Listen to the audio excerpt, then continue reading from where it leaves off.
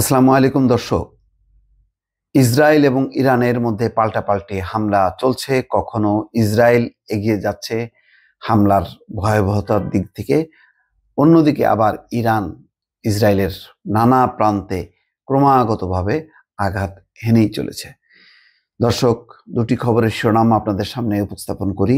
একটি হচ্ছে non stop siren বেজে চলেছে ইসরায়েলে ব্যাপক বিস্ফোরণ, আরেকটি হচ্ছে ইরানের দফায় দফায় হামলা, ইসরায়েল জুড়ে বিস্ফোরণ।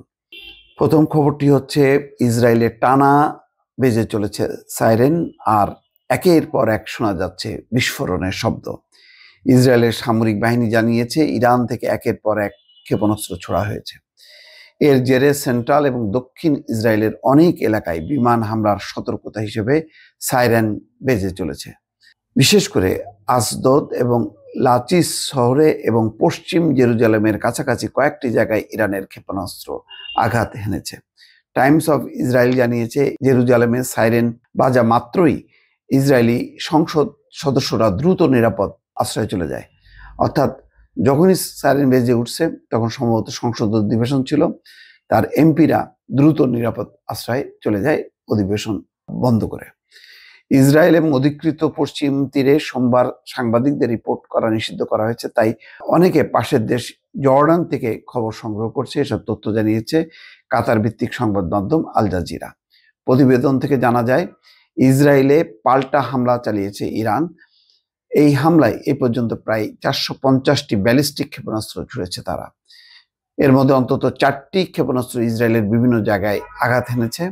সেখানকার মানুষজন জানিয়েছে টানা 35 মিনিট ধরে সাইরেনের আওয়াজ শোনা যায় এবং সেই সঙ্গে প্রবল বিস্ফোরণের শব্দ।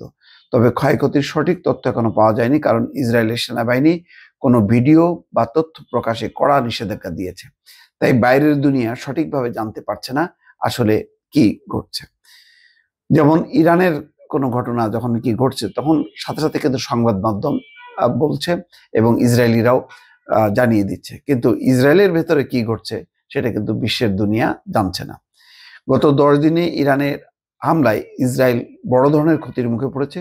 সবচেয়ে বেশি ক্ষতি হয়েছে সেন্ট্রাল ইসরায়েলে, তবে হাইফার মতো গুরুত্বপূর্ণ শহরেও বারবার হামলা হয়েছে। প্রতিবেদনে বলা হচ্ছে গতকাল ইরান আকাশ প্রতিরক্ষা ব্যবস্থা ফাঁকি দিয়ে এক হামলা চালায়। সে সময় কোনো সাইরেন বাজেনি। পরে ইসরায়েলের সেনাবাহিনী নিশ্চিত করে যে এটি একটি ইরানি ক্ষেপণাস্ত্র ছিল। এটি ভুল করে ছোড়া নিজের প্রতিরক্ষা ক্ষেপণাস্ত্র ছিল না। 13ই জুন ইসরায়েল ইরানে একটি বড় ধরনের হামলা চালায়। এতে দেশটির পরমাণু স্থাপনা, সামরিক ঘাঁটি এবং আবাসিক এলাকায় ব্যাপক ক্ষয়ক্ষতি হয়। দর্শক, এই খবরের পাশাপাশি আছে আরেকটি, ইসরায়েলে দফায় দফায় হামলা চালিয়েছে ইরান।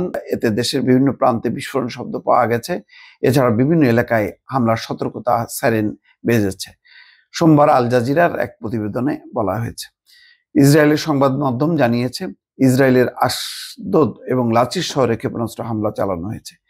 অর্থাৎ ইরানও কিন্তু বসে নেই, ইরান ব্যাপকভাবে হামলা চালাচ্ছে। কিন্তু ঘটনা হচ্ছে যে ইরানের যে এই হামলা এবং ক্ষেপণাস্ত্র যে বিভিন্ন লক্ষ্যবস্তুতে যে আঘাত হানছে, ব্যাপক ধ্বংসযজ্ঞ চালাচ্ছে, সেগুলো সামাজিক যোগাযোগ মাধ্যমে ইসরায়েলিরাই তারা তাদের ফেসবুক অ্যাকাউন্টে আপ করছে, সেগুলি জানা যাচ্ছে। কিন্তু অফিসিয়ালি ইসরায়েল এই ঘটনাগুলো ভিডিও প্রকাশ, সংবাদ প্রকাশে একেবারে নিষেধাজ্ঞা দিয়েছে, যাতে আতঙ্কগ্রস্ত না হয় তাদের দেশের মানুষ, এবং ইসরায়েল যে ভালোভাবে ধরাশায়ী হচ্ছে ইরানের হাতে, এই খবর যাতে প্রকাশ না পায়। দর্শক, ভালো থাকবেন।